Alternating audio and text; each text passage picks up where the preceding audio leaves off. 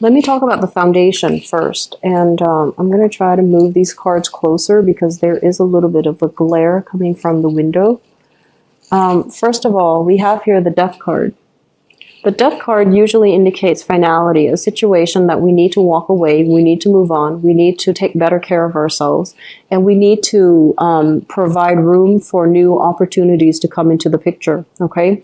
So a lot of you have moved on from a relationship here, from a relationship partner, from a situation that I feel that, you know, you put yourself out there and it wasn't working. So you are leaving somebody behind. You have already moved on. You are still dealing with the impact of it. We have here the Ten of Swords.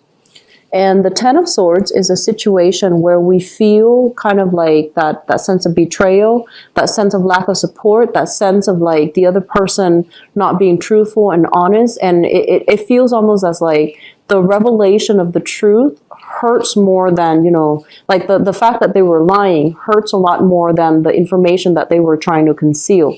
And so there was a situation that was kind of like, it's dead.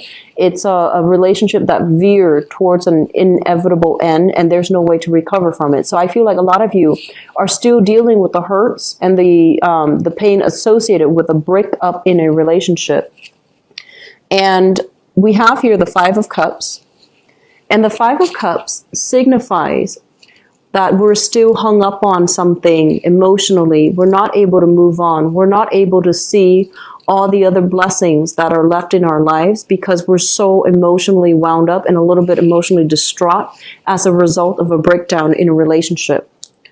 What is coming through Libras? I feel for some of you, it might have happened already. In the past position, we have the High Priestess. This is revelation. When it comes to like news, information, things that have been hidden from you are basically revealed to you in a very unexpected, in a very like, I feel like it's like a last ditch attempt, or it happened in a way that is just, you can't ignore it any longer. If you have been kind of on the fence, putting your life on hold here with the Hangman, if you have been on the fence, putting your life on hold and trying to, you know, hoping the situation would get better with a significant partner, I feel that you have come across some information, some truths about lies, deception, and things like that that is happening in your relationship. And moving on for the month of August, you have already moved on, okay? Which brings us to the present predicament. We have here the Temperance card. And the Temperance card basically indicates a situation where we need to be a little bit, I want to say like a little bit more patient, a little bit more like seeing the forest for the trees. We need to really take care of our health, emotional health. We need to like not run circles. For example, if you already made this choice, you want to constantly reaffirm yourself. I made this choice because it's the right thing for me. It's for my greater good, and because, you know, staying with that person hurts too much. So I feel like a choice has already been made, but some of you are still flip-flopping back and forth. Did I make the right choice? Should I have tried harder? Could the situation have gotten better? So I feel like you're dealing with a lot of self-doubt as it relates to making a decision. And regarding walking away and leaving a relationship or breaking away from a relationship. And we have here the Five of Pentacles as well. This is a card about, you know, feeling rejected, feeling like we had to leave a person behind, dealing with the loneliness and the isolation, and not being in the right emotional state to start dating again. So I feel like you're heavily caught up in a relationship that has already ended. You're kind of, you're not healed from it yet. So you're not healed from it yet. So you are still ruminating over it. You're still mourning the past, and you're not putting yourself out there. You're even like, if you are single right now, I feel like for many of you, you're not ready yet to move away. Okay. And I also feel like there might have been some recent relationship breakup. If it hasn't happened, I feel like for this month, it might come into the picture. And I feel like the person that you're dealing with, they seem to me to be very emotionally up and down. This is emotional fluctuation. This is the person that I was sensing earlier. They're unpredictable. They're doing things out of character.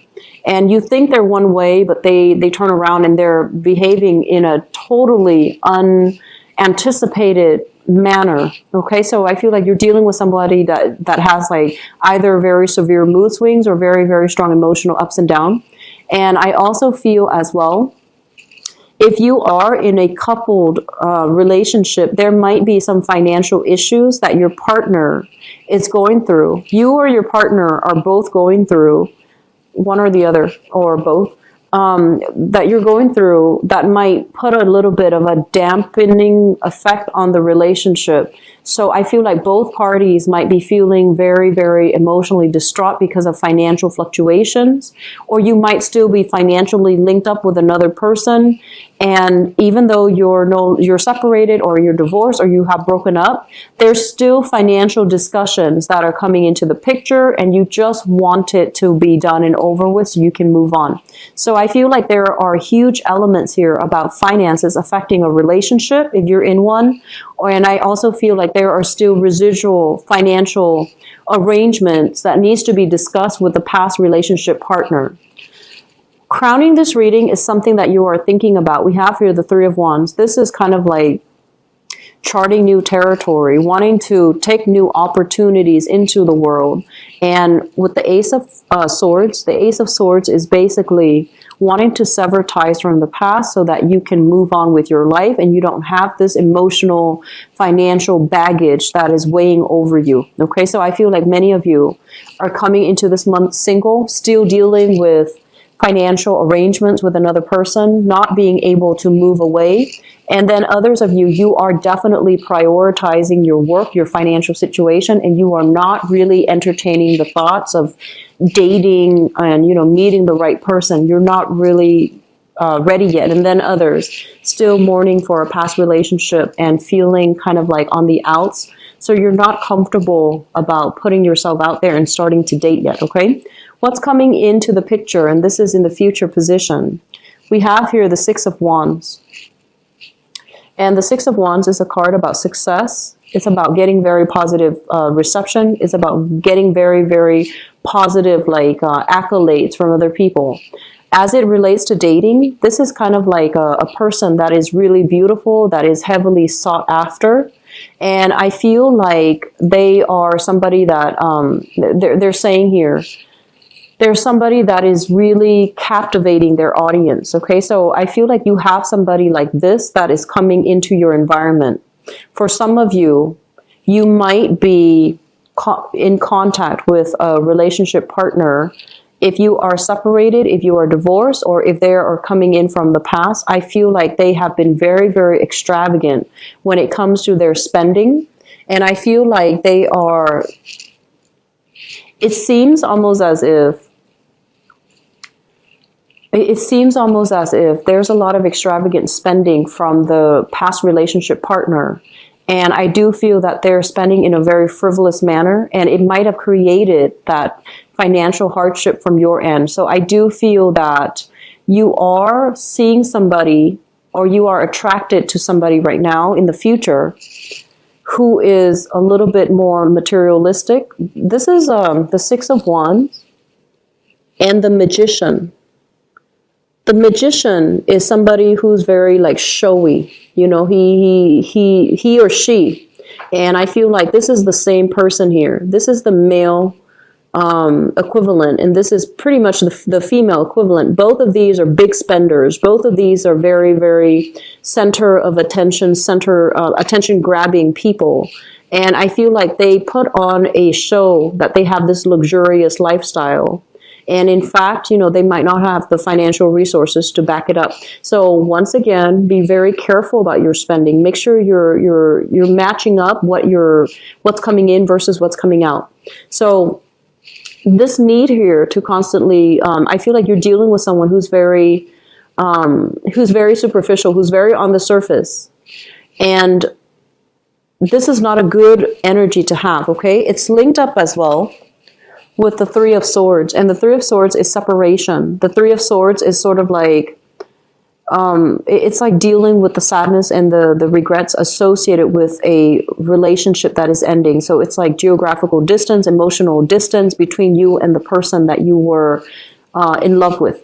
So I honestly feel for some of you, you might experience, and I'm very sorry, Libras. I feel like there is one way in which this can play out for some of you.